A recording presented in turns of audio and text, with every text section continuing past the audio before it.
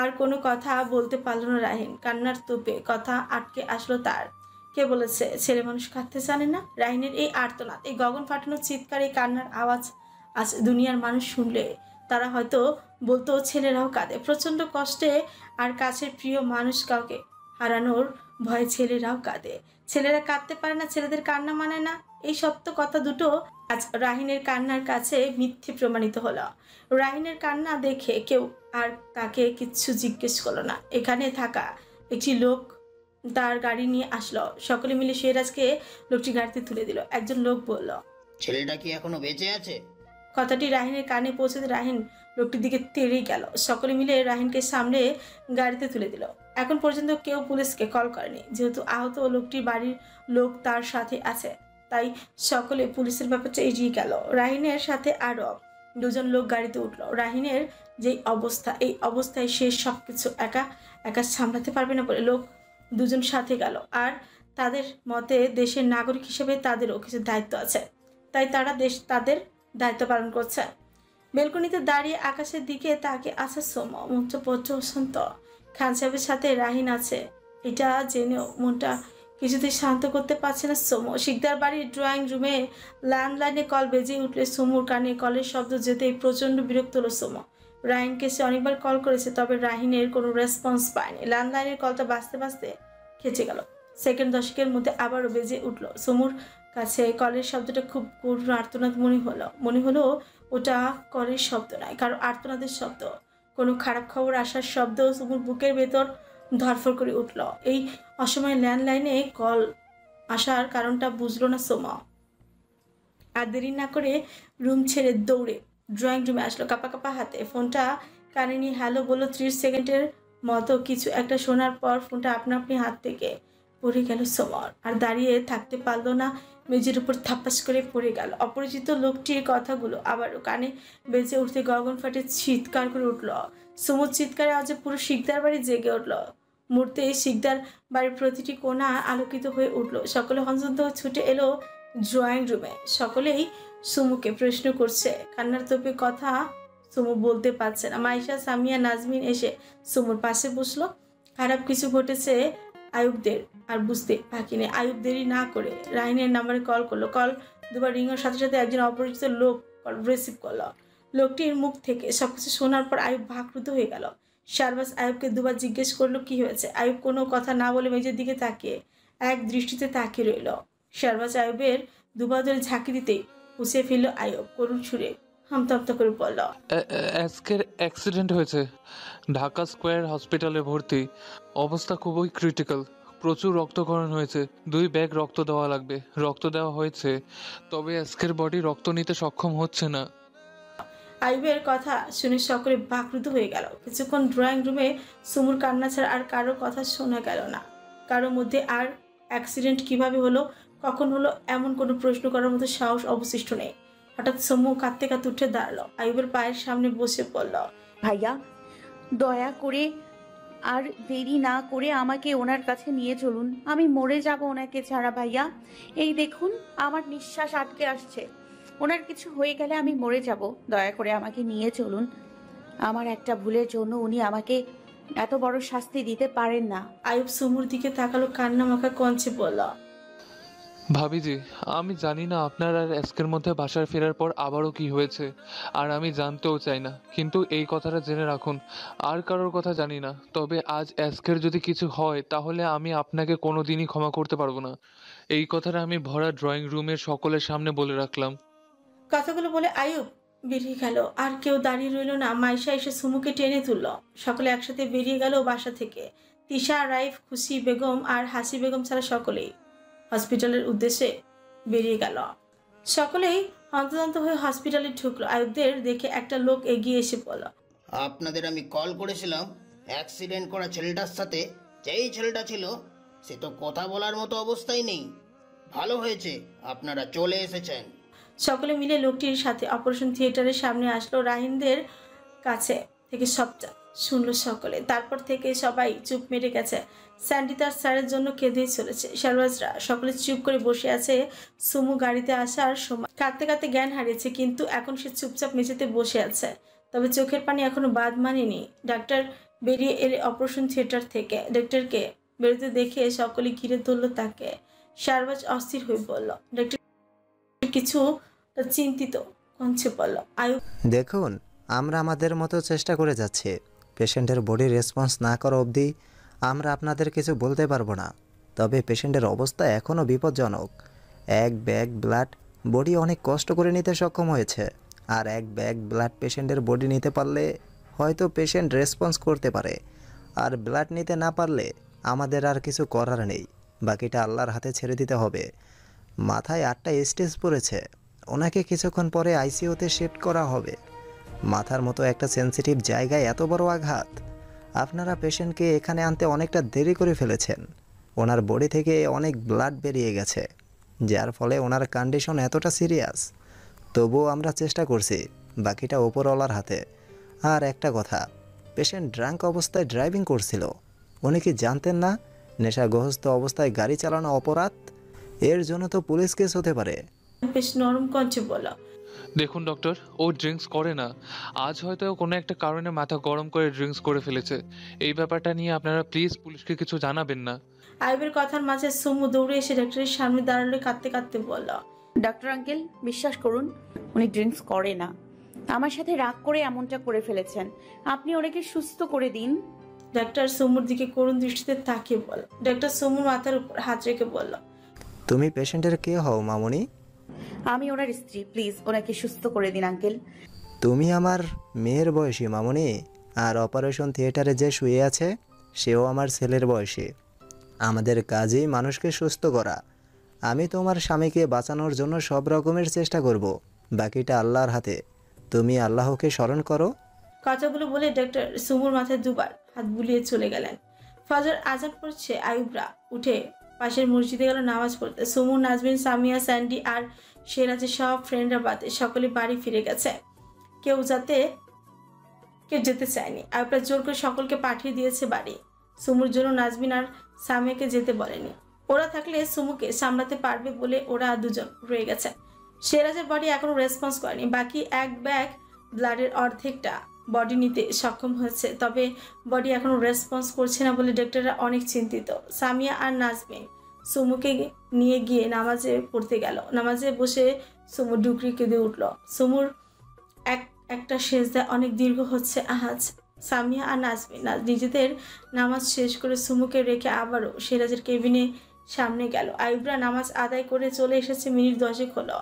সকলের চিন্তার অবস্থা খারাপ। কাল রাতে সিরাজকে আইসিইউতে শিফট করা হয়েছে, তবে কারোর সাথে দেখা করতে দেওয়া হয়নি। সুমু অনেকবার চেষ্টা করেও এক পলক ভালো করে দেখতে পারেনি তার খান সাহেবকে। শুধু তাদের সামনে গিয়ে দিয়ে আইসিইউতে নেওয়ার সময় একটু দেখেছে সকলে। 8টার দিকে শিকদার বাড়িতে সকলে আবার হসপিটালে এসেছে। ডাক্তার এসে জানালো পেশেন্টের বডি 2 ব্যাগ ব্লাড নিতে সক্ষম হয়েছে, তবে পেশেন্টের বডি এখনো পর্যন্ত রেসপন্স করেনি। 48 ঘন্টার আগে পেশেন্টের বডি রেসপন্স না করে পেশেন্ট কোমায় চলে যেতে পারে। সুমু এখনো হসপিটালে নামাজ ঘর থেকে বের হয়নি। জায়নামাজের উপর প্রাণহীন মানুষের মতো বসে আছে। কাল থেকে একবারও কি চোখে পানি তার শুকিয়েছিল? না, শুকায়নি। মাইশা এসে সুমুর পাশে বসলো। সুমুর মাথার উপর হাতটা রাখতে সুমু মাইশাকে জড়িয়ে ধরে অজরে কেঁদে উঠল। মাইশা সুমুকে সেরাজের বর্তমান অবস্থার কথা জানালো। সুমু মাইশাকে জড়িয়ে ধরে কাঁদতে কাঁদতে বলল, আমি ওনাকে ছাড়া বাঁচতে পারবো না আপু। আমি অনেক বড় একটা ভুল করে ফেলেছি আপু। তার জন্য উনি আমাকে এত বড় শাস্তি না দিলেও পারতেন। উনি তো আমাকে ভালোবাসেন, তাহলে আমাকে এত বড় শাস্তি কিভাবে দিলেন আপু? আমাকে এত বড় শাস্তি দেওয়ার আগে কি ওনার একবারও আমার মুখটা মনে পড়েনি? উনি একবারও ভেবেছিলেন যে আমি ওনার দেয়া এত বড় শাস্তি সহ্য করতে পারবো কি পারবো না? ভাবেনি, তাই না আপু? যদি ভাবতো তাহলে কি উনি পারতেন এমনটা করতে? আমাকে এত বড় শাস্তি দিয়ে আরামে শুয়ে আছেন। আমার আর্তনাদ কি তার কান পর্যন্ত পৌঁছাচ্ছে না? আমি এতটা পাষাণ নির্দয় কিভাবে উনি এতটা পাষাণ নির্দয় কি করে হলেন? উনি আমাকে বলেছিলেন আমাকে আর কাঁদতে দেবেন না। তাহলে আজ যে আমি এত কাঁদছি, উনি কি শুনতে পারছে না আমার কান্নার আওয়াজ? উনি আমাকে বলেছিলেন আমার এক ফোঁটা চোখের পানি ওনার কাছে অনেক মূল্যবান। উনি নাকি আমার চোখের পানি মাটিতে পড়তে দেবেন না। তাহলে এখন তুমি তাকিয়ে দেখো আপু, আমার কত চোখের পানি কাল থেকে মাটিতে পড়ছে। কই, উনি তো আমার চোখের পানি মাটিতে পড়ার আগে হাতে তুলে নিলেন না। আমার চোখের পানির থেকে আমার কান্নার থেকে ওনার কাছে শুয়ে থাকাটা বেশি জরুরি হয়ে গেল? ওনাকে উঠে আসতে বলো না আপু, ওনাকে গিয়ে বলো আমি শুধু ওনার দেয়া এই শাস্তিটা ছাড়া যে কোনো শাস্তি মাথা পেতে নিব। যদি সে শাস্তি মৃত্যু হয় সেটাও আমি হাসি মুখে গ্রহণ করব। তবুও তিনি যেন একটিবার শোয়া থেকে উঠে বসে আমাকে সুইট হার্ট বলে ডাক দেয়। বিশ্বাস করো আপু, কাল রাতে যদি বুঝতে পারতাম উনি আমার জন্য এত বড় শাস্তির ব্যবস্থা করতে চলেছেন, তাহলে তখনই ওনার পায়ের সামনে লাশ হয়ে পড়ে থাকতাম। তবু ওনাকে আমার জন্য এত বড় শাস্তির ব্যবস্থা করার জন্য বাসা থেকে বের হতে দিতাম না। সুমুর আর্তনাদ মাইশার হৃদয় পোড়াচ্ছে। চোখের পানি মুছে সুমুকে বলল, আমরাও খাবো না। এইভাবে কাটিস না ভাইয়া, কিচ্ছু হবে না। তুই নিজেকে শান্ত রাখ, তুই তো স্ট্রং গার্ল সুমু। এবার কাঁদলে চলবে? দেখিস তোরটা কালও শুনবেন, তিনি ভাইয়াকে সুস্থ করে দিবেন। এখন চল একটু কিছু খেয়ে নিবি। এবার চললে তোকেও তো হসপিটাল ভর্তি করানো লাগবে। চল বোন। মাইশা টেনে তুললো সুমুকে। সুমুর চোখের পানি মুছতে নিলে সুমু মাইশার হাত থামিয়ে বলল, মুছবে না আপু, আমিও দেখতে চাই উনি কতক্ষণ আমার চোখের পানি সহ্য করতে পারেন। উনি না বলেছেন আমার চোখের পানি উনি মাটিতে পড়তে দেবেন না, তাহলে আজ কেন পড়লো? তাহলে কি উনি আমাকে মিথ্যে প্রমিস করেছিল? হয়তো তাই। আর এজন্যই উনি যতক্ষণ পর্যন্ত আমার চোখের পানি মুছে দেবেন না ততক্ষণ পর্যন্ত এই পানি থাকবে। মাইশা আর কথা না বলে সুমুকে নিয়ে এলো। বাসা থেকে আনা খাবার বের করে সুমুর মুখের সামনে ধরতে সুমু মাইশার হাত ধরে থামিয়ে বলল, কাল রাত থেকে উনিও কিছু খায়নি আপু। রেস্টুরেন্টে থেকে খাবার আনার সময় ভেবেছিলাম ওনার সাথে বাসায় গিয়ে খাবো। কাল রাত থেকে উনি স্যালাইন ছাড়া আর কিছুই খায়নি, তাই আমাকেও যদি কিছু খাওয়াতে হয় তাহলে স্যালাইনটাই দাও। মাইশা রাগ স্বরে বলল, তুই কি পাগল হয়ে গেছিস সুমু? না খেয়ে থাকলে তুই বাঁচবি? জেদ না করে খেয়ে নে। সুমু একটু উচ্চ স্বরে ছিছিয়ে বলল, হ্যাঁ, আমি পাগল হয়ে গেছি। উনিও একটু উঠে দেখুক ওনার জন্য ওনার সুমুর কি অবস্থা। আর তুমি বলছো আমি জেদ করছি, তাহলে উনি কি করছেন? উনি জেদ করছেন না, উনি ঘাট তারামি করে জেদ করে ওই আইসিইউর মধ্যে শুয়ে আছে না। এত জেদ ওনার যে একটু রেসপন্স পর্যন্ত করছে না, আর তুমি আমাকে বলছো আমি জেদ করছি। আর একটু জোরে আইসিইউর দিকে তাকিয়ে বলো, ওনাকে বলে দাও মাইশা আপু, উনি বুনো ওল হলে আমিও বাঘা তেঁতুল। জেদ শুধু ওনার একারই আছে, আর কারণেই। উনি জেদ করলে আমার সাথে জিততে পারবেন না। উনি জেদ করে হসপিটালের বেডে এসে পড়ে থাকতে পারলে আমি জেদ করে কবরে গিয়ে শুয়ে থাকতে পারবো, ঠিক ওনার মতোই কোনো রেসপন্স ছাড়া। সুমুর কথা শুনে মাইশা জোরে এক ধমক মারল সুমুকে। শামীম সাহেব মেয়ের পাশে বসে মেয়ের মাথায় হাত রাখলেন। হাসি বেগম মেয়ের অবস্থা দেখে আঁচলে মুখ গুজে কাঁদছেন। সুমুর আর্তনাদ কারোরই সহ্য হচ্ছে না। আইব্রা সকলে মেঝের দিকে তাকিয়ে বসে আছে।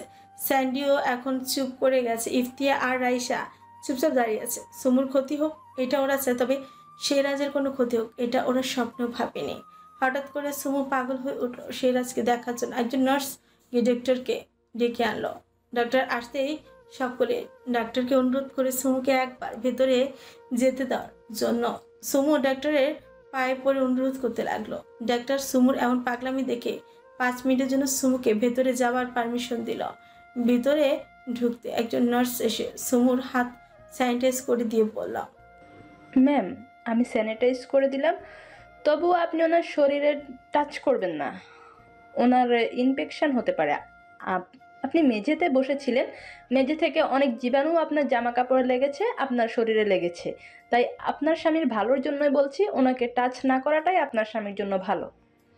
নার্সের কথাগুলো সুমুর কানে গেল কিনা কে জানে। নার্সের মুখ থেকে তার প্রেয়সীকে তার শরীর ছুঁতে বারণ করার কথাটা শুনলে কি মেনে নিত সেরাজ, নাকি নার্সকে নিজ দায়িত্বে জাহান্নাম থেকে ঘুরিয়ে আনত? ডাক্তাররা সুমুকে তার কাছে আসতে দিচ্ছিল না, এটা সেরাজ জানলে কি চুপচাপ বসে থাকতো, নাকি তার প্রেয়সীকে আটকানোর অপরাধে ডাক্তারকে আবার নতুন করে ডাক্তার পড়িয়ে আনত? সুমু এক দৃষ্টিতে তাকিয়ে এগিয়ে গেল তার খান সাহেবের কাছে। সুমুর চোখের পলকও পড়ে না যেন। সুমুর মনে হলো চোখের পলক পড়লে তার খান সাহেব তার থেকে হারিয়ে যাবে। সেরাজের মুখের দিকে তাকে নিঃশব্দে কেঁদে ফেলে সুমু। সেরাজকে পা থেকে মাথা পর্যন্ত পরক করতে করতে সুমুর চোখ আটকালো সেরাজের ঠোঁট জোড়ার দিকে। গোলাপি রঙের পাতলা ঠোঁট জোড়া শুকিয়ে কাঠ হয়ে গেছে। তার খান সাহেব সুস্থ অবস্থায় দিনে 1000 বার জিভ দিয়ে ঠোঁট ভেজায়। সেই ঠোঁটগুলো আজ শুকিয়ে কাঠ। তার খান সাহেব একবারও জিভ দিয়ে এখন আর ঠোঁট ভেজাচ্ছে না, তবে ঠোঁট জোড়া এখনো হাসছে। সুমু কিছুক্ষণ তাকিয়ে থেকে জুগড়ে কেঁদে উঠছে, বলল, আপনি এতটা পাষাণ খান সাহেব, আপনি আপনার একটা কথাও রাখেননি। এই দেখুন আমি কাঁদছি। কই, আপনি তো আজ আমাকে কাঁদতে বারণ করলেন না। আপনি জানেন এই সিস্টার আমাকে বলল আপনাকে না ছুতে, আমি ছুলে আপনার নাকি ইনফেকশন হতে পারে। এই সিস্টার জানি না আমার খান সাহেব বাড়িতে সারাদিন আমাকে ছুতে চায়। এই ডক্টর আঙ্কেল আমাকে আপনার কাছে আসতে দিতে চায়নি। ডক্টর কি জানে আপনি আমাকে কতটা ভালোবাসেন? ডাক্তার আর নার্স কি জানে তাদের এসব কথা আর কাজগুলো আপনি শুনতে এবং দেখতে পেলে এতক্ষণ কি কি করতেন? না, তারা জানেই না। জানলে কি আর আমাকে আপনার কাছে আসা থেকে, আপনাকে ছোঁয়া থেকে তারা আটকাতো? না, কখনোই না। আপনি আর জেদ ধরে শুয়ে থাকবেন না খান সাহেব। উঠুন, উঠে আমাকে সুইট হার্ট বলে ডাকুন, আমাকে অন্যভাবে শাস্তি দিন, এই শাস্তি ক্যান্সেল করুন। কাল রাতে আমি একটা ভুল কথা বলে ফেলেছি, তার জন্য আপনি আমাকে একটাবার সরি বলার সুযোগটুকু পর্যন্ত দিলেন না। আপনি বলেছিলেন আমাকে মাসুল দিতে হবে, তাই বলে এইভাবে আমাকে মাসুল দিতে হবে? আমি কি সত্যি এত বড় শাস্তি পাওয়ার মতো কোনো কথা বলেছিলাম? আর যদি বলেও থাকি, তার জন্য এত বড় শাস্তি? আমার তখন মরে যেতে, আমার তখন মনে হচ্ছে দুনিয়ায় সব থেকে বড় পাপিষ্ঠ নারী আমি, আর তাই সেই পাপের শাস্তি আমি এভাবেই পাচ্ছি। আমাকে এইভাবে কষ্ট দিতে খুব ভালো লাগছে আপনার, তাই না? আমি বলেছিলাম আপনাকে, আপনার খুশির জন্য দুনিয়ার যে কোনো ব্যথাকে আমার জীবনে স্বাগত জানাই। আপনি আমার সেই কথার সুযোগ নিয়েছেন। দেখুন আমার বুকের মধ্যে আমার বুকের মধ্যে রক্তক্ষরণ হচ্ছে, প্রচন্ড ব্যথায় ছিঁড়ে যাচ্ছে আমার বুকের ভেতরটা। একবার উঠে চোখ মেলে তাকান, আমি আমার বুকটা ছিঁড়ে আপনাকে দেখাচ্ছি, আবার সেই রক্তক্ষরণ। সুমুর কথার মর্মার্থ নার্স এসে বলল, ম্যাম আপনার সময় শেষ, প্লিজ চলে আসুন। সুমু তবু দাঁড়িয়ে রইল। নার্স এসে সুমুর পাশে দাঁড়িয়ে বলল, ম্যাম প্লিজ চলুন। সুমু ধীর পায়ে হেঁটে বেরিয়ে এলো আইসিইউ থেকে। দুপুর 2টোর দিকে একজন নার্স আইসিইউ থেকে বেরিয়ে ডাক্তারকে ডাকতে গেল। সকলের মনে ভয় ঢুকে গেল নার্সের এমন কাণ্ডে। ডাক্তার দৌড়ে এসে আইসিইউতে ঢুকলো। মিনিট 5 বাদে বেরিয়ে এলো আইসিইউ থেকে। সকলে গিয়ে ঘিরে ধরল ডাক্তারকে। সুমু শামীম সাহেবের কাঁধে মাথা রেখে চেয়ে আছে ডাক্তারের দিকে, চোখ বেয়ে নোনা পানি পড়ছে। আয়ুব ডাক্তারকে বলল, কি হয়েছে ডক্টর? কোনো খারাপ কিছু? ডাক্তার আয়ুবের দিকে তাকালো, তবে কোনো কথা বলল না। সকলে আবারও ডাক্তারকে একই প্রশ্ন করলো। ডাক্তার কারো প্রশ্নের কোনো উত্তর না দিয়ে এগিয়ে এলো সুমুর কাছে। সুমুর পাশে বসে সুমুর মাথার উপর হাত রেখে বলল, আমি তোমার সমস্ত পাগলামির কথা শুনেছি।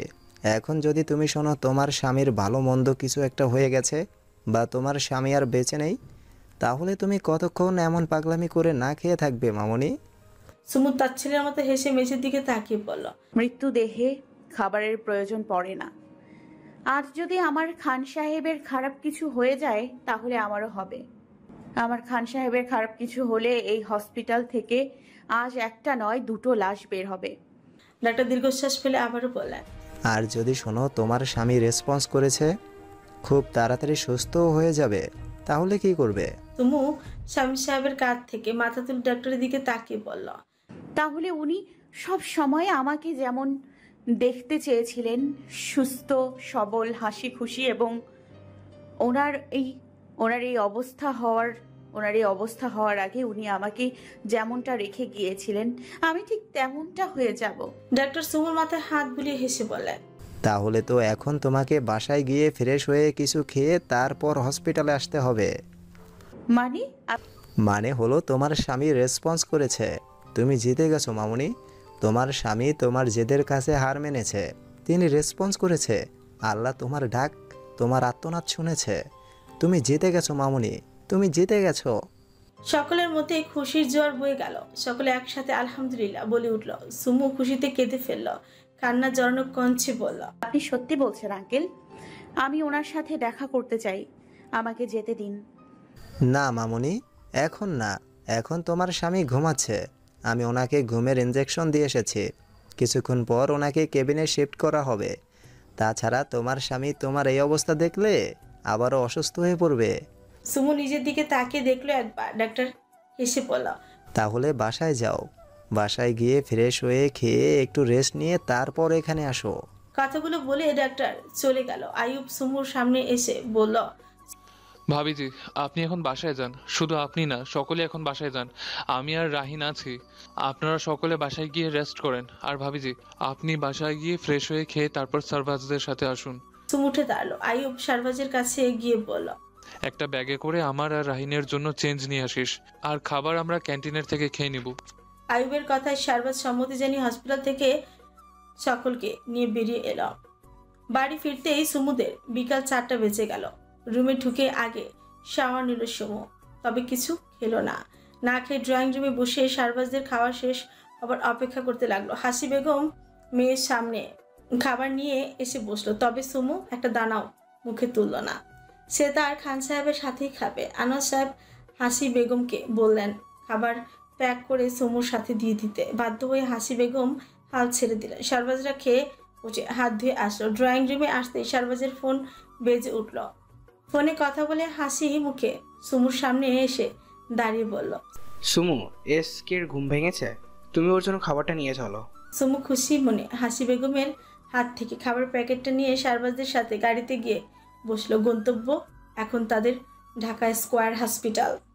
ক্যাবিনের বেডে সেরা চোখ বন্ধ করে শুয়ে আছে রাহিন। আইয়ুব পাশে বসে আছে। ডাক্তার বলেছেন পেশেন্টকে দিয়ে বেশি কথা না বলাতে। আইয়ুব আর রাহিন হিংস্র দৃষ্টিতে সিরাজের শুকিয়ে যাওয়া মুখটা দিকে তাকিয়ে আছে। অসুস্থ না হলে হয়তো এখন ওরা দুজনই সিরাজকে কাঁচা তেল মশলা ছাড়াই গিলে ফেলত।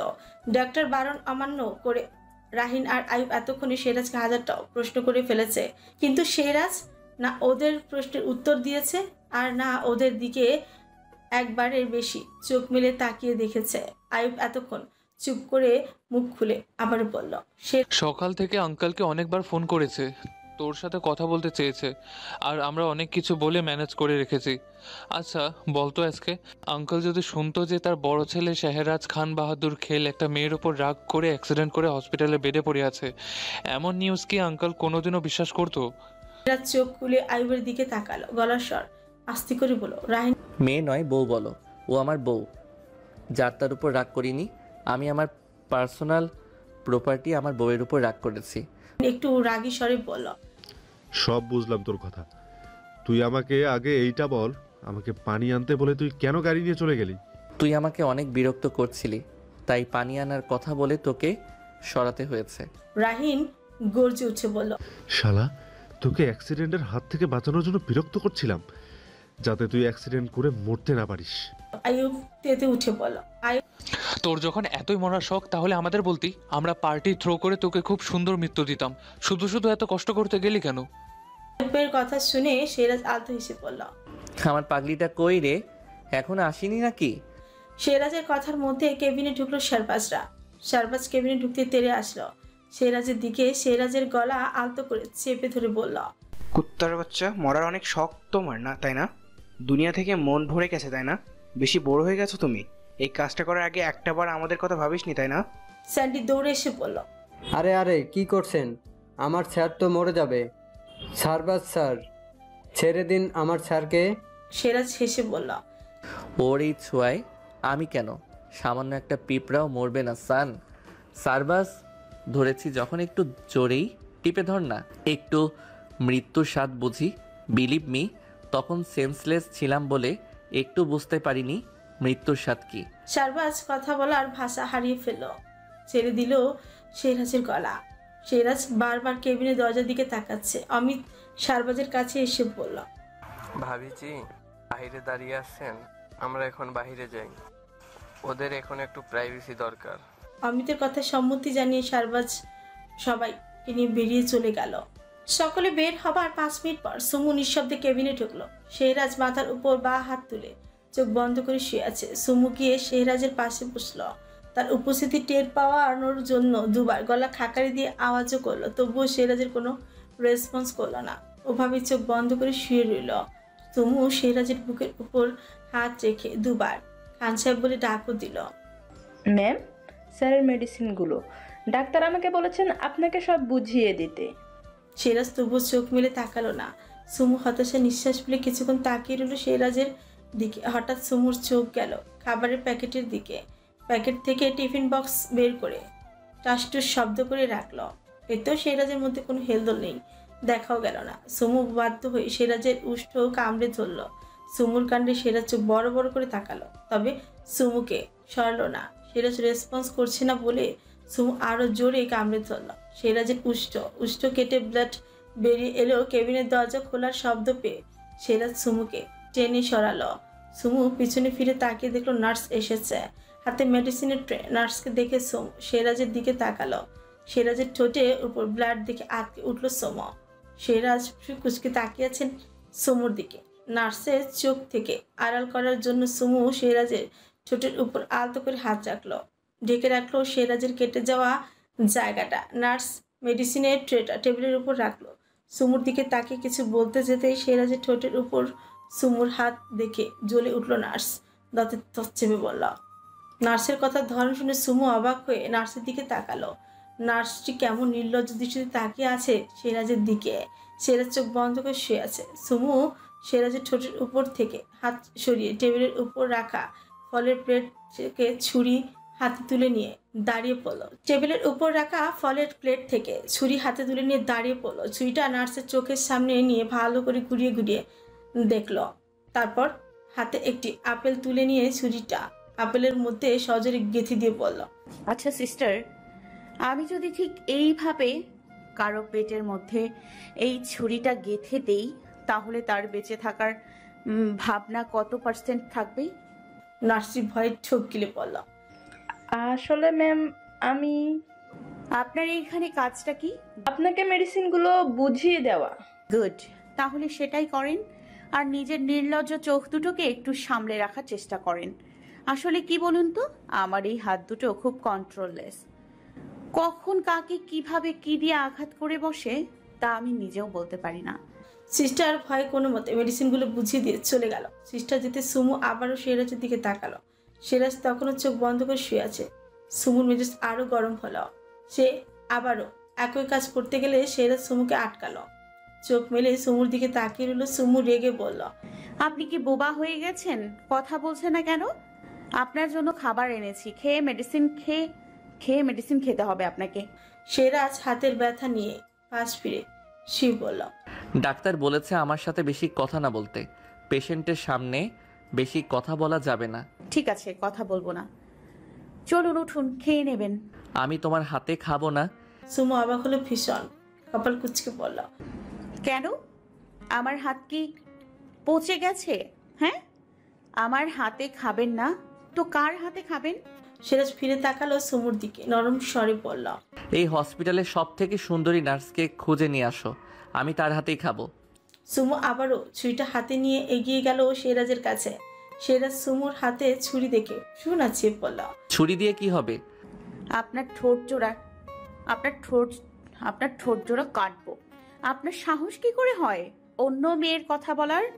ভুল কি বলেছি? তুমি তো আমার ভালোবাসার দিকে আঙুল তুলেছ। দাঁড়িয়ে পড়লো সুমু, হাত থেকে ছুরিটা ফেলে দিয়ে কেবিন ছেড়ে বেরিয়ে গেল। সিরাজ ঠোঁট কামড়ে হাসছে। মিনিট 5 মধ্যে কেবিনে একজন নার্স এলো। সিরাজের দিকে না তাকিয়ে বলল, স্যার, আমাকে ম্যাম পাঠিয়েছে, আপনি একটু উঠে বসুন, আমি খাইয়ে দিচ্ছি আপনাকে। সিরাজ ফুরকুচকে নার্সের দিকে তাকিয়ে বলল, আপনি আমার ওয়াইফকে পাঠান, আমি আপনার হাতে কেন খাবো বউ থাকতে? আপনি আমার ওয়াইফকে গিয়ে বলুন, এই হসপিটালের নিয়ম, যাদের বউ আছে তাদের বউদেরই তাদের স্বামীকে খাইয়ে দিতে হয়। নার্সটি মাথা তুলে সিরাজের দিকে তাকাতেই গিয়েও তাকালো না। গলায় হাত রেখে নিজের গলা কেটে পড়ে যাবার ভয় আবারও মাথা নাড়িয়ে বলল, এইটা এরকম কোনো রুলস তো নেই স্যার। আগে ছিল না, আজ এই মুহূর্ত থেকে হয়েছে। এখন আপনি তাড়াতাড়ি গিয়ে আমার বউকে পাঠান। টানা 8 মিনিট 33 সেকেন্ড ধরে আমার বউকে দেখি না আমি। নার্সটি চলে গেল। কেবিন ছেড়ে বাইরে করিডোরে দাঁড়িয়ে আছে সুমু। নার্সটি সুমুর পিছনে এসে দাঁড়িয়ে পড়ল, ম্যাম, আমাদের হসপিটালের একটা রুলস আছে। সুমু চোখ মুছে নার্সটির দিকে ঘুরে তাকিয়ে বলল, কেমন রুলস? আসলে এই হসপিটালে যত ম্যারিড পুরুষ এডমিট হয় তাদের ওয়াইফদেরকেই তাদের খাইয়ে দিতে হয়, এটাই এই হসপিটালের নিয়ম। সুমু হেসে ফেল নার্সটির কথায়। নার্সটি মুগ্ধ হয়ে সুমুর দিকে তাকিয়ে রইল। কাল যে মেয়েটি পাগলের মতো কেঁদেছে, পাগলামি করেছে, কিছুক্ষণ আগে তাকে স্যারের দিকে দৃষ্টিতে তাকালে ভিলেনদের মতো গলা কেটে দেবার হুমকি দিয়েছে। সেই মেয়ে এত সুন্দর করে হাসতেও পারে। নার্সটির বিশ্বাস হলো না। সুমু হাসতে হাসতে বলল, এটা কেমন রুলস? কই, আগে তো এমন রুলসের কথা শুনিনি। এটাই রুলস ম্যাম। আপনি তো স্যারের ওয়াইফ, আপনি থাকতে আমি কেন খাইয়ে দেব? সুমু আর কিছু না বলে ফোনের দিকে তাকালো। কেবিন থেকে বেরিয়ে এসে আয়ুবদের খুঁজছিল। রাহিনরা থাকলে এই নার্সকে তার খান সাহেবের কেবিনে পাঠাতো না সুমু। রাহিনদের কল করলো। রাহিন জানায় ওরা একটু দূরে আছে, হসপিটালে পৌঁছতে একটু লেট হবে ওদের। আর এদিকে খান সাহেবেরও খাবার খেয়ে মেডিসিন খাবার টাইম হয়ে গেছে। তাই বাধ্য হয়ে সুমু কেবিনের দিকে যেতে নার্সটি সুমুকে পেছন থেকে ডেকে বলল, ম্যাম আপনার হাসিটা খুব সুন্দর। সুমু ও নার্সের কথায় আলতো হেসে নার্সকে ধন্যবাদ জানিয়ে কেবিনে চলে গেল। কেবিনে ঢুকেই কোনো কথা না বলে সিরাজকে উঠে বসালো। টেবিলের ওপর থেকে খাবার নিয়ে অল্প অল্প করে সিরাজকে খাইয়ে দিল। সিরাজ আর কোনো কথা না বলে চুপচাপ খাবারটা খেয়ে নিল। প্রচুর ঘাটতেরা বউ জুটেছে তার কপালে। এখনো কিছু বললে হয়তো হসপিটাল থেকে বেরিয়ে যাবে, তাই সেও আর কথা বাড়ালো না। ভালো ছেলের মতো খাবার খেয়ে মেডিসিন খেয়ে নিল। রাত 11টার দিকে রাহিনরা আবার হসপিটালে ফিরে আসলো। সিরাজের কেবিনে ঢুকে সকলে যার যার মতো ফোনে ব্যস্ত হলো। সিরাজ সকলের দিকে একবার তাকিয়ে বলল, একটা পেশেন্টের কেবিনে তোরা সকলে বসে ফোন ইউজ করছিস? রাহিনা কেউ সিরাজের কথা পাত্তা না দিয়ে ফোনের দিকে তাকিয়ে রইল। সুমু সিরাজের পাশে বসে আছে। খাবার খাওয়ানোর পর থেকে দুজনে কেউ কারোর সাথে আর কথা বলেনি। সিরাজের পিঠের নিচে থেকে বা হাত দিয়ে বালিশটা বের করে ছুঁড়ে মারলো আয়ুবের মুখে। আয়ুব বালিশটা কোলের উপর রেখেও ফোন স্ক্রল করতে লাগলো। তুই না সিক আজকে, এখনো জেগে আছিস কেন? ঘুমা। আজ ভাবিজি আর আমরা সকলে মিলে রাত জাগবো ভেবেছি। স্যান্ডি আয়ুবদের থেকে বালিশটা কেড়ে নিয়ে আবারও সিরাজের পিঠের নিচে যত্ন করে বালিশটা রাখলো। আয়ুব বেকুবের মতো তাকিয়ে রইল স্যান্ডির দিকে। স্যান্ডি দাঁত কেলিয়ে আয়ুবের দিকে তাকিয়ে পড়ল। সিরাজ কপালের মধ্যে কয়েকটা ভাঁজ ফেলে বলল, তোরা কেবিন থেকে বেরিয়ে রাত জাগ, আমার ঘুম পাচ্ছে, আমি ঘুমাবো। কথাগুলো বলে সিরাজ চোখ বন্ধ করলো। আয়ুব চেয়ার ছেড়ে উঠে দাঁড়িয়ে বলল, বয়েজ চলো সকলে। ভাবিজি আপনিও চলেন। চোখ মেলে তাকালো সিরাজ, গভীর স্বরে বলল, সুমু কেন যাবে? তুই না বললি ঘুমাবি? তো তাই তো ভাবিজি কেউ বলেছি আমাদের সাথে আসতে। আয়ুবদের কথার মাঝে সুমু উঠে ওয়াশরুমে গেল। সিরাজ আয়ুবকে বলল, কাল সকালেই আমার ডিসচার্জের ব্যবস্থা করো আয়ুব, আমার বউটার এখানে থাকতে কষ্ট হচ্ছে। কিন্তু তোকে তো ডাক্তার কিছুদিন এখানে থাকতে বলেছে। ফার্স্ট অফ অল এখানে থাকলে আমার বউয়ের কষ্ট হবে। সেকেন্ড অফ অল এখানে আর একদিন থাকলে এই হসপিটালে যে কোনো সময় যে কোনো একটা নার্সের মার্ডার হয়ে যেতে পারে। এখন কেন মার্ডার হতে পারে? কে মার্ডার করতে পারে? কার জন্য মার্ডার হতে পারে? কিসের জন্য মার্ডার হতে পারে? এসব প্রশ্ন তোরা আমাকে করিস না, শুধু যেটা বলেছি সেইটা কর। সাইফ হাসতে হাসতে ফাহিমের পিঠে চাপড় দিয়ে বলল, আরে বুঝিস না, নার্সরা এসকের উপর ক্রাশ, আর কিলার হলো আমাদের ভাবিজি। রিয়াদ সিরাজের কাছে এগিয়ে এলো। সিরাজের পাশে বসে সিরাজের হাতটা ভালো করে দেখে বলল, হাতের ব্যথা এখন কেমন অনুভব করছিস? সিরাজ কোনো কথা বলল না। পিঠের নিচে বালিশ রেখে আবারও উঠে বসলো। সিরাজের কপালে ব্যান্ডেজ করা, হাতে পাউচ আর্ম সিলিং বাঁধা। রিয়াদ সিরাজের উত্তর অপেক্ষা না করে সিরাজকে জড়িয়ে ধরল। একে একে আয়ুব, রাহিন, শারওয়াজ, অমিত, সাইফ, রিশান, নিহাল, আরবাজ, ফাহিম এসে জড়িয়ে ধরল সিরাজকে। সকলের চোখে নোনা পানি। নিহাল কান্নামাখা কঞ্চে বলল, আর কখনো এমন করিস না, তোর কোনো ধরনের নেই। আমাদের কি অবস্থা হয়েছিল, তোর কিছু হয়ে গেলে আমাদের কি হতো বলতো? স্যান্ডি দাঁড়িয়ে দাঁড়িয়ে তার স্যারের প্রতি স্যারের বন্ধুদের ভালোবাসা দেখছে আর চোখের পানি মুছছে। সুমু ওয়াশরুম থেকে বেরিয়ে এসে বন্ধুত্বের এমন সুন্দর মুহূর্ত দেখে মুগ্ধ দৃষ্টিতে তাকিয়ে রইল। স্যান্ডির দিকে তাকিয়ে বলল, শান ভাইয়া আপনি দাঁড়িয়ে আছেন কেন? আপনিও যান। হ্যাঁ কিন্তু ম্যাম। রাহিন স্যান্ডির দিকে তাকিয়ে আরে সানামানা আসো বলল। স্যান্ডি আর দাঁড়িয়ে না থেকে এগিয়ে এসে জড়িয়ে ধরল। সুমু এই সুযোগে সকলকে ক্যামেরা বন্দি করলো। মিনিট 5 বাদে সিরাজ বলল, তখন মরিনি, তবে তোদের এই চাপাচাপিতে এখন ঠিকই মরবো। সকলে মিলে সরে দাঁড়ালো। সুমু এগিয়ে আসলো সিরাজের কাছে। সিরাজ সকলের উদ্দেশ্যেই বলল, তোরা এখন বাহিরে যা, আমি ঘুমাবো। আয়ুব দুষ্টু হেসে সিরাজের দিকে তাকিয়ে রইল। সিরাজ ফিকুচকে তাকিয়ে বলল, কি সমস্যা? আমার মুখে কি জোকার লেখা আছে? হাসছিস কেন তুই? আয়ুব হেসে বলল, না, আসলে কিছু একটা কামড়ালো আমাকে, সেখানে লাল হয়ে গেছে, ওই লাল জায়গাটাই দেখে হাসছি। রাহিন আকুল হয়ে আয়ুবকে ভালো করে পরখ করে বলল, কই, কোথায় কামড়েছে দেখি? আর কিসে কামড় দিল? কখন কামড়ালো? আমাদের আগে বলনি কেন? আয়ুব রাহিনের দিকে তাকিয়ে বলল, রাহিন এই কামড় সেই কামড় না রাহিন, তোকে পরে বলবো, এখন ছাড় আমাকে। সরে দাঁড়ালো। আয়ুব শেহরাজের কাছে আসলো, একটু ঝুঁকে শেহরাজের কানের কাছে মুখ নিয়ে বলল, এখন সময় তো তোর এসকে, একদিন আমাদেরও সময় আসবে। তবে একটা কথা বলি, রোম্যান্সের জন্য হসপিটালে বেডটাকে অন্তত বাদ দিতে পারতি। শেহরাজ ফলের ঝুড়ি থেকে ছুরি হাতে নিয়ে আয়ুব উচ্চস্বরে হেসে সবাইকে নিয়ে কেবিন চালো। লজ্জায় সুমুর মরিমরি অবস্থা। সে বুঝতে পেরেছে আয়ুবের কথার মানে। শেহরাজ সুমুর দিকে তাকিয়ে আলতো হাসল। সুমু দেখার আগে হাসিটা ঠোঁট থেকে গায়েব করে রাগী লুক নিয়ে বলল, তোমার এই উল্টাপাল্টা কাজের জন্য আমাকে ওদের সামনে লজ্জায় পড়তে হলো। এইসব আর কোনো দিন করবে না আমার সাথে। যার ভালোবাসার উপর আঙুল তুলো তার কাছে আসো কেন? আসবে না তুমি আমার কাছে। সুমু সচন্ননে তাকালো শেহরাজের দিকে, মুখ ফুটে কিছু বলতে নিয়ে সিরাজ সুমুকে থামিয়ে দিয়ে বলল, এখন আমি তোমার ইমোশনাল ড্রামাবাজ মার্কা কথা শুনতে চাই না। ওইসব ফিল্মের ইমোশনাল ডায়লগ ফিল্মের মধ্যেই শুনতে ভালো লাগে, বাস্তবে না। দয়া করে কেবিনের দরজাটা লাগিয়ে লাইটটা অফ করো, আমি ঘুমাবো। সুমু চোখ মুছুটে দাঁড়ালো, রুমে লাইট অফ করে সিরাজের পাশে এসে বসলো। জানলা দিয়ে আসা সোডিয়ামের আবছা আলোতে সিরাজের মুখটা স্পষ্ট। সুমু মায়াভরা দৃষ্টিতে তাকিয়ে রইল তার খান সাহেবের দিকে। সকালে সূর্য উঠে গেছে সুমুর চোখের উপর। সূর্যের আলো পড়তেই চোখ খিচে বন্ধ করে ফেল সুমু। পাশে ফিরে শুতেই গিয়ে পাশে কার উপলব্ধি টের পেয়ে চোখ মেলে তাকালো সুমু। নিজেকে কেবিনের বেডের উপর দেখে উঠে বসলো। কেবিনের একটা বেডের সাথে আরেকটা বেড জয়েন করা হয়েছে। সুমু জানে এসব তার খান সাহেবের কাজ। কেবিনের দরজা নক করতে সুমু বেড ছেড়ে নেমে কেবিনের দরজা খুলে দিল। আইবরা সকলে হাসি মুখে নিয়ে দাঁড়িয়ে আছে, সকলের হাতে ফুলের বুকে। সকলে একসাথে বলল, গুড মর্নিং ভাবিজি। হাসি মুখে সুমু সবাইকে গুড মর্নিং জানালো। আইবদের চেঁচামেচিতে সিরাজের ঘুমটার 12টা বাজলো। সে পাশে থাকা বালিশটা দিয়ে কান চেপে আবারও ঘুমানোর প্রস্তুতি নিল। সুমু দরজার সামনে থেকে সরে দাঁড়াতে সকলে একসাথে কেবিনে ঢুকলো। আয়ুব শেহরাজের কানের উপর হাত দিয়ে চেপে ধরে রাখা বালিশটা টেনে দিয়ে সরিয়ে পড়ল। গুড মর্নিং আজকে। শেহরাজ চোখ বন্ধ রাখা অবস্থায় রাগী স্বরে বলল, ব্যাড মর্নিং ডাফারের দল। সকাল সকাল এসে তোদের আমার ঘুমটা না ভাঙালে চলছিল না, তাই না? শারবাজ কপালের মাঝে কয়েকটা ভাঁজ ফেলে বলল, সকাল 10টা বাজে, বিয়ের পর রাত আর শেষ হয় না তোমার, তাই না? শারবাজের খেয়াল নেই কেবিনে সুমু আছে। আরবাজ শারবাজকে খোঁচা মেরে বলল, ভাইয়া ভাবিজি আছে? শারবাজ দাঁত দিয়ে জিভ কামড়ে ধরে বলল, সরি, মনে ছিল না। সুমু মাথা নিচু করে দাঁড়িয়ে আছে। কথা কাটানোর জন্য শারবাজ বলল, এইসব ফুলের বুকেগুলো তোর জন্য।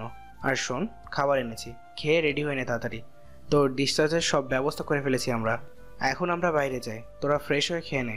কথাগুলো বলে সবাই ফুলের বুকে গুলো রেখে বাইরে চলে গেল। সুমু শেহরাজকে তুলতে গেলে শেহরাজ সুমুর হাত সরিয়ে দিয়ে বলল, আমার তেমন কিছুই হয়নি, আমাকে এত ধরে ধরে সব কাজ করাতে হবে না, আমার কাজ আমি একাই করতে পারবো।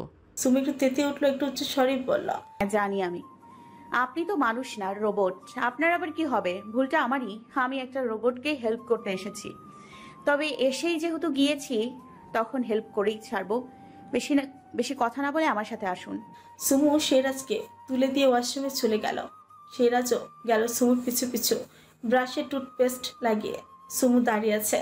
শেহরাজ সুমুর দিকে তাকিয়ে পড়ল, এখন আমারটা আমি নিজেই করে নিতে পারবো, কাউকে আর হেল্প করতে হবে না। সুমু কেবিন থেকে চুলটা এনে ওয়াশরুমে মিররের সামনে রাখলো। শেহরাজ বা হাত ধরে টেনে শেহরাজের টুলের উপর বসালো। শেহরাজ কিছু বলার জন্য মুখ খুলতে গিয়ে নিলে শেহরাজের মুখের মধ্যে ব্রাশ ঠুকিয়ে দিয়ে বলল, চুপ, একদম চুপ। অনেক বেশি কথা বলেন আপনি খান সাহেব। আর একটা কথা বললে কিন্তু আপনার হাত পা বেঁধে বাকি কাজগুলো করাবো। শেহরাজ ফুরকুচকে তাকিয়ে আছে সুমুর দিকে। উপরে রাগ দেখালো, ভেতরে ভেতরে তার প্রেয়সীর এই যত্ন অধিকার দেখানোগুলো মনের মধ্যে অন্যরকম শান্তি দিচ্ছে শেহরাজকে। সুমু আলতো হাতে শেহরাজকে ব্রাশ করিয়ে দিতে দিতে বলল, আমাকে দেখা হয়ে গেলে বলবেন, মুখ ধুয়ে দিব আপনার। সেরাজ চোখ সরিয়ে নিল। সুমু তা দেখে হেসে বলল, বউটা তো আপনারই, যেভাবে দেখছেন মনে হয় কত জনম দেখেন না। সেরাজ মেঝের দিকে তাকিয়ে চোখ বন্ধ করে মনে মনে বলল, যতক্ষণ সেন্সলেস ছিলাম ততক্ষণ তোমাকে দেখিনি সুইটহার্ট। কাল রাতে তুমি আমার বুকের উপর ঘুমিয়ে যাওয়ার পর তোমাকে আমার পাশে শুইয়ে একটুখানি দেখেছিলাম। মেডিসিনের ডোজ এতই বেশি ছিল যে সে ডোজ তোমাকে ভালো করে দেখতে দেয়নি। আর তুমি বলছো কত জনম দেখি না। তোমাকে দু চোখ ভরে দেখার তৃষ্ণা কোনোদিনও মিটবে না আমার সুইটহার্ট। এই একটা মুখ, যে মুখটার দিকে জনম জনম তাকিয়ে থাকলেও হয়তো আমার মধ্যে কখনো বিরক্তি কাজ করবে না। সুমু সেরাজকে ফ্রেশ করে নিজেও ফ্রেশ হয়ে নিল। কেবিনে এনে খাবার খাইয়ে রেডি করে দিল সেরাজকে। তারপর নিজে রেডি হয়ে সবকিছু গুছিয়ে নিয়ে রাহিনদের কল করল। রাহিনরা কেবিনে এসে সবকিছু নিয়ে বেরিয়ে পড়লো। সুমু হসপিটাল থেকে বেরোনোর আগে ডাক্তার আঙ্কেলের সাথে দেখা করে আসলো। সেরাজরা গাড়িতে ওঠার আগে ডাক্তার এসে সেরাজের সাথেও দেখা করলো। ডাক্তার চলে যেতেই সেরাজ গাড়িতে উঠলো। নার্সরা সকলে তাকিয়ে রইলো সেরাজের দিকে। ওদের দেখে মনে হচ্ছে ওদের স্বামী ওদের ছেড়ে চলে যাচ্ছে। সুমু গাড়িতে ওঠার আগে নার্সগুলোর দিকে ফ্লাইং কিস ছুঁড়ে মুখ ভেঙালো। তারপর আঙুল দিয়ে ইশারা করে নার্সগুলোকে পেছন ঘুরে তাকাতেই বলল। 2টো বাজলো। সুমুদের শিকদার বাড়িতে পৌঁছাতে সকলে ওদেরই অপেক্ষায়। ড্রয়িং রুমে আসতে আনোস সাহেব বললেন, শেহরাজকে নিয়ে রুমে যাও সুমু, ও অনেক টায়ার্ড। আমরা সকলে সন্ধ্যায় গিয়ে দেখা করে আসব। সুমু 1 মিনিটও না দাঁড়িয়ে সেরাজকে নিয়ে রুমে চলে আসলো। সেরাজের মেডিসিনের টাইম হয়ে গেছে বলে নিজে কোনো মতে ফ্রেশ হয়ে নিচে গেল খাবার আনতে। 5 মিনিটের মধ্যে খাবার এনে সেরাজকে খাইয়ে মেডিসিনও খাইয়ে দিল। তারপর খাবারের এঁটো প্লেট নিচে রেখে এসে শাওয়ার নিতে ঢুকে যেতেই সেরাজ বলল, আমি শাওয়ার নিব। সুমু কোনো কথা না বলে সেরাজকে নিয়ে ওয়াশরুমে ঢুকলো। কোমরে পাক্কা গিন্নিদের মতো করে ওড়না বেঁধে খুব যত্ন করে সেরাজকে গোসল করিয়ে দিল। মাথায় আলতোভাবে পানি ঢেলে দিল যাতে ব্যান্ডেজ না ভেজে। গোসল করে শেষ করে সেরাজের কোমরে টাওয়াল জড়িয়ে দিয়ে বলল, আমি রাহিন ভাইকে ডাকছি, উনি এসে চেঞ্জ করিয়ে দেবে। সুমু 1 পা বাড়াতে সেরাজ সুমুকে আটকে বলল, তুমি থাকতে রাহিন কেন চেঞ্জ করাবে? সবকিছু যখন তুমি করছো তাহলে চেঞ্জটাও তুমি করাবে। সুমু আর কোনো কথা বলল না। চোখ বন্ধ করে সেরাজের প্যান্ট চেঞ্জ করে দিল। অন্যদিন হলে আজ এই ব্যাপারটা নিয়ে সেরাজ সুমুকে লজ্জায় ফেলত, তবে আজ সুমুর উপর মিথ্যা রাগ দেখিয়ে চুপ করে রইল। ওয়াশরুম থেকে এনে বেডে বসে সুমু সেরাজকে শার্ট পরিয়ে দিল। তারপর আর্ম সিলিংটা পরিয়ে দিয়ে বলল, আপনি একটু ঘুমানোর চেষ্টা করুন, আমি শাওয়ার নিয়ে আসছি। মিনিট 20 মধ্যে তাওয়াল দিয়ে চুল মুছতে মুছতে ওয়াশরুম থেকে বের হয়ে সুমু দেখলো সেরাজ না ঘুমে দাঁড়িয়ে দাঁড়িয়ে ভিডিও বানাচ্ছে। রাগে সুমু তাওয়াল বেডের উপর ছুঁড়ে ফেলে সেরাজের কাছে গিয়ে ফোনটা কেড়ে নিয়ে বলল, আপনাকে আমি ঘুমাতে বলে গেছি আর আপনি ভিডিও মেক করতে বসেছেন। এই সব করার জন্য হসপিটাল থেকে তাড়াতাড়ি ডিসচার্জ নিয়ে বাড়িতে এসেছেন। সেরাজ কিছুক্ষণ সুমুর দিকে তাকিয়ে থেকে বেড়ে গিয়ে শুয়ে পড়ল। সেরাজের বাচ্চামি দেখে সুমু মুচকি হেসে খাবার খাওয়ার জন্য নিচে চলে গেল। রাত 8টায় সেরাজের ঘুম ভাঙল। সকলে একসাথে এসে সেরাজকে দেখে গেল। সেরাজ ব্যালকনিতে দাঁড়িয়ে শাহবাজের খানের সাথে কথা বলছে। সুমু রুমে এসে সেরাজের পেছনে এসে দাঁড়ালো। সেরাজের ফোনের কথা বলা শেষ হতে সুমু বলল, খাবার এনেছি, খেয়ে মেডিসিন খাবেন, চলেন। সেরাজ সুমুকে পাশ কাটিয়ে চলে গেল। সুমু রেগে গেলেও কিছু বলল না। সেরাজ এসে বেডের উপর 2 পা ঝুলিয়ে বসলো। সুমু এসে টেবিল থেকে খাবার নিয়ে সেরাজকে খাওয়ালো। হাত বাড়িয়ে মেডিসিন দিতে সেরাজ বেছে বেছে কিছু মেডিসিন খেলো। সুমু কপাল কুচকে বলল, এগুলো কি দোষ করলো? এগুলো খান। সেরাজ পানি খেয়ে বলল, আমি গুগল করে দেখেছি, ওগুলো খেলে ঘুম হয়, আমি ওগুলো খাবো না। এগুলো তো ডক্টর এমনি এমনি দেয়নি, আপনার ভালোর জন্যই দিয়েছে। আর ঘুম হওয়া তো ভালো, আপনার এমনিতেও এখন ঘুমের দরকার, নিন খেয়ে নিন। সুমু জোর করে সেরাজকে মেডিসিনগুলো খাওয়াতে গেলে সেরাজের হাত লেগে মেডিসিনগুলো নিচে পড়ে যায়। সুমু আর সহ্য করতে পারল, রেগে বলল, আপনি কি চাইছেন আমি মরে যাই? সেদিনের ভুলের জন্য আর কত শাস্তি দেবেন আপনি আমাকে? সেরাজ সুমুর কথায় কান না দিয়ে ফোনে স্ক্রল করতে করতে ব্যালকনিতে চলে এলো আবারও। ঘড়ি কাটায় তখন রাত 9টা ছুঁই। সুমু এসে দাঁড়ালো সেরাজের পেছনে। সেরাজকে নিজের দিকে ঘুরিয়ে বলল, কি হলো, কথা বলছে না কেন? আমাকে একটু বলবেন? আর কতটুকু ব্যথা সহ্য করার পর আপনি আমাকে ক্ষমা করবেন? সিরাজ কোনো কথা বলল না। সুমুর হাত ধরলো, টানতে টানতে পেছনের দরজা দিয়ে সুমুকে নিয়ে বেরিয়ে পড়লো শিকদার বাড়ি থেকে। সুমু অবাক হয়ে তাকাল শুধু। যখনই সেরাজ সুমুকে গাড়িতে জোর করে তুলে নিল তখনই সুমু বলল, আপনি কি করছেন এটা? গাড়ি নিয়ে এই অবস্থায় কোথায় যাবেন আপনি? রাহিনদের 3টে গাড়ির মধ্যে একটা গাড়ির চাবি সেরাজের কাছে থাকে আর অ্যাক্সিডেন্ট করার গাড়িটা এখন গ্যারেজে। জ্ঞান ফেরার পর সেরাজ গাড়ির সমস্ত বিল দিতে চাইলে রাহিনের মানবতার কথা শুনে সেরাজের টাকা দেওয়া তো দূরে থাক, ইচ্ছে করছিল রাহিনের থেকে 1-2 কোটি টাকা নিতে। সুমুর প্রশ্নের সেরাজ কোনো উত্তর না দিয়ে এক হাত দিয়ে গাড়ি স্টার্ট করলো। সুমু সেরাজের কাণ্ডে কেঁদে ফেললো, হাত জোর করে বলল, আমি আপনার কাছে হাত জোর করছি খান সাহেব, প্লিজ গাড়ি থামান। আমি আর কোনোদিন আপনাকে কোনো বিষয়ে নিয়ে কিছু বলবো না, আমাকে ক্ষমা করতেও বলবো না। আপনার যখন ইচ্ছা হবে আমার সাথে কথা বলবেন, তবুও দয়া করে গাড়ি থামান। রাহিন রুমের ব্যালকনি থেকে বাড়ি থেকে গাড়ি বেরোতে দেখে সেরাজের ফোনে কল করলো। কল রিসিভ করে এয়ারপোর্ট কানেক্ট করলো সেরাজ কল রিসিভ করতে রাহিন সুমুর কান্না জন্য মিনতি শুনতে পেল। রাহিন রেগে বলল, এই অবস্থায় কোথায় যাচ্ছিস তুই? তুই কি চাস এসকে? কেন এসব করছিস? তোর শরীরের কি অবস্থা একবার দেখেছিস? গাড়ি নিয়ে ব্যাক কর এসকে। সেরাজ এক হাতে স্টিয়ারিং ঘুরিয়ে বলল, চিন্তা করিস না, কিছু হবে না। আমি 3 দিনের জন্য একটা জায়গায় যাচ্ছি। সেদিন ড্রাঙ্ক ছিলাম বলে অ্যাক্সিডেন্ট করেছিলাম, আজ আর তেমন কিছুই হবে না। কথাগুলো বলে রাহিনের কথা শোনার অপেক্ষায় না থেকে কল কেটে দিল সেরাজ। শুনশান রাস্তা দিয়ে এক হাতে গাড়ি ড্রাইভ করে এগিয়ে চলল তার গন্তব্যে। পাশে বসে থাকা প্রেয়সীর কান্না মিনতি কোনোটাই কানে গেল না তার। গাড়ি এসে থামলো আকাশ লেক ভিউ পার্ক অ্যান্ড রিসোর্টের সামনে। সুমু অবাক দৃষ্টিতে একবার পার্কের গেটটি দেখছে তো একবার তার খান সাহেবকে দেখছে। সেটা চুপচাপ বসে ফোনে কিছু একটা করছে। সুমুর প্রায় কান্না অনেকক্ষণই থেমে গেছে।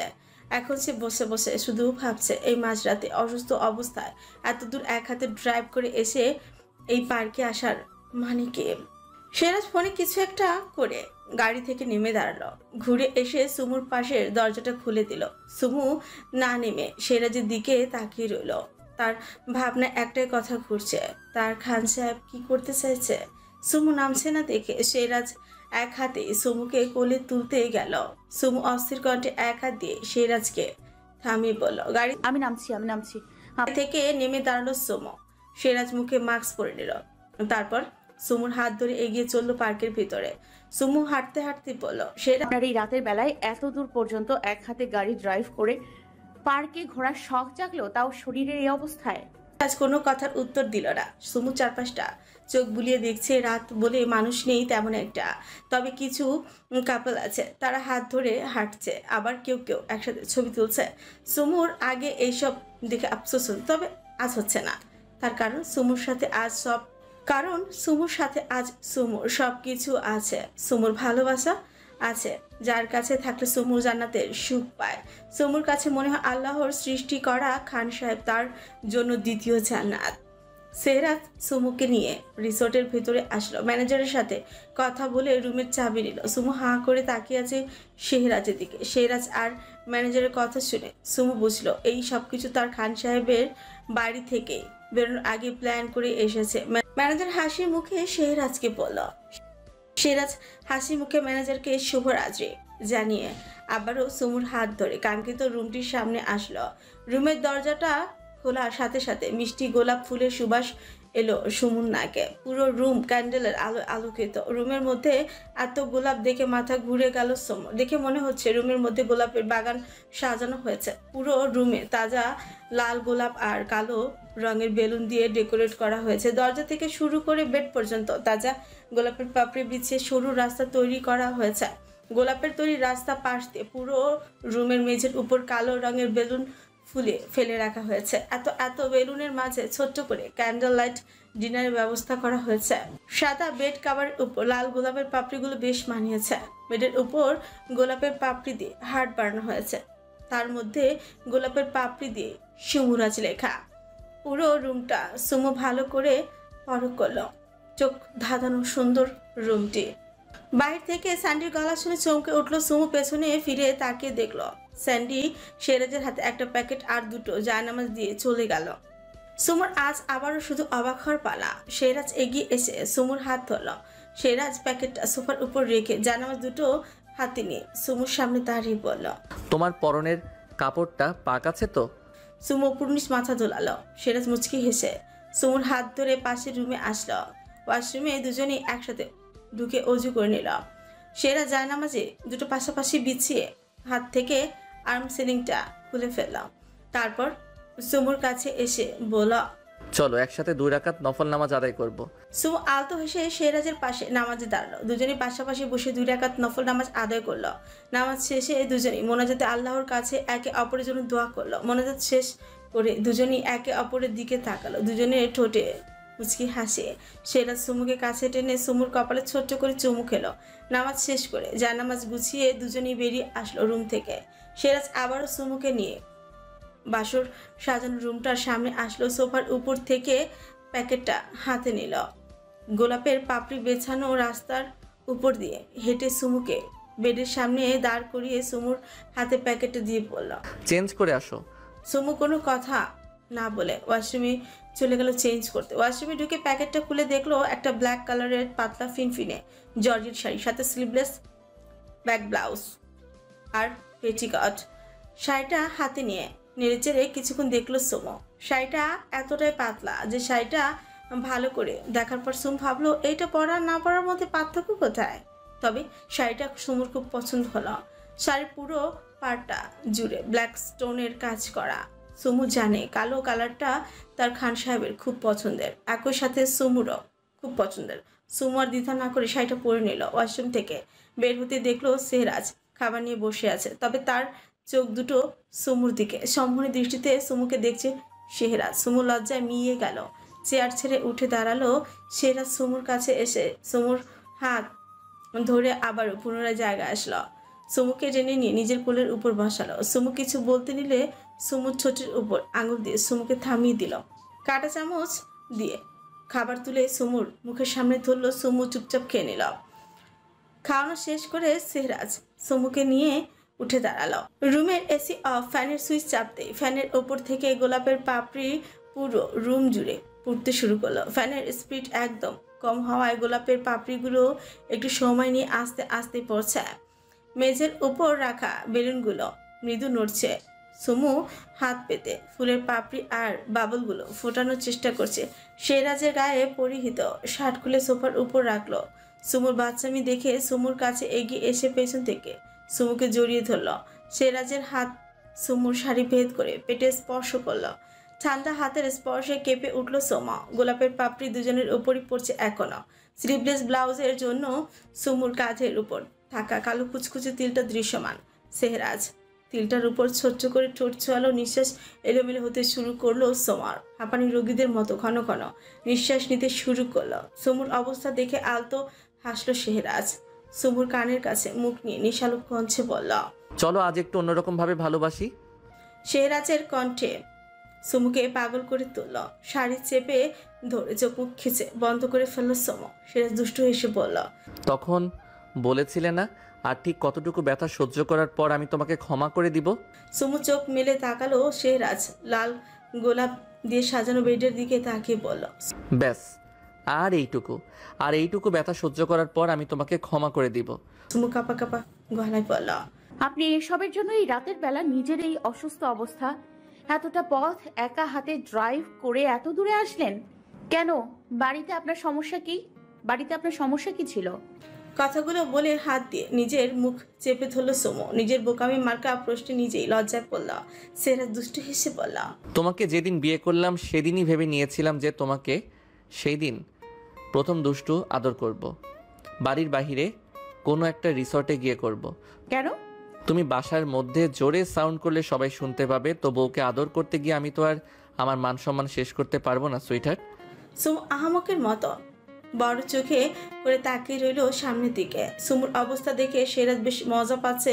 সে একটু হেসে আবারও বলল, আজ রাতে আমার প্রতিটা স্পর্শ তোমাকে কাঁদতে বাধ্য করবে সুইটহার্ট।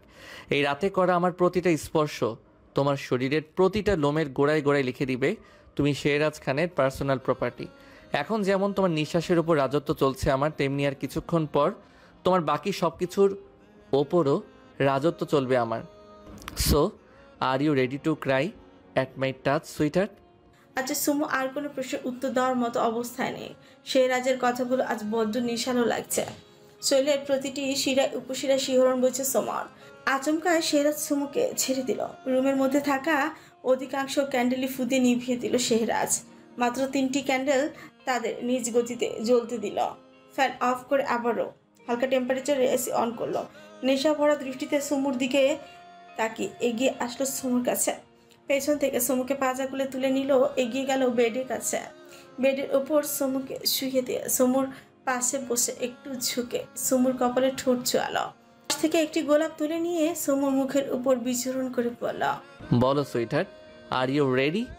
নফল নামাজ আদায় করেছি বলে তোমাকে তোমার ইচ্ছার বিরুদ্ধে গিয়ে আমার কাছে আসতে হবে তা কিন্তু নয়।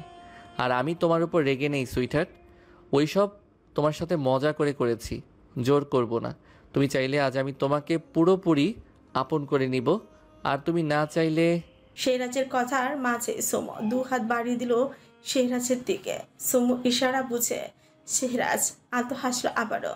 সুমুর কপালে ঠোঁট ছুঁয়ে ঝুঁকে গেল সুমুর মাঝে। সুমু পরম আবেশে চোখ জোড়া বুঝে ফেলল।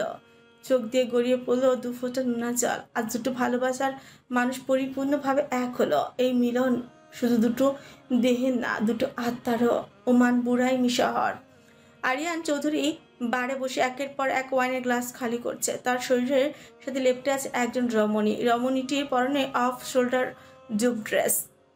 আরিয়ান ওয়াইনের গ্লাসে চুমুক দিতে দিতে পকেট থেকে ফোন বের করলো। গ্যালারি অপশনে ঢুকে একটা স্ক্রিনশট বের করে জুম করে দেখলো। পাশে থাকা রমণীটির ফোনটার দিকে একবার তাকিয়ে দেখলো ফোনের স্ক্রিনের উপর একটি মেয়ের ব্যাক সাইডের ছবি। রমণীটি ফ্রুকুচকে আরিয়ানের গালে হাতে বিচরণ করে বলল, Who is she, darling? Aryan ফোনের দিকে চোখ রেখেই বলল, Aryan, I don't know, Neha. So why are you looking at the picture? Because I like it.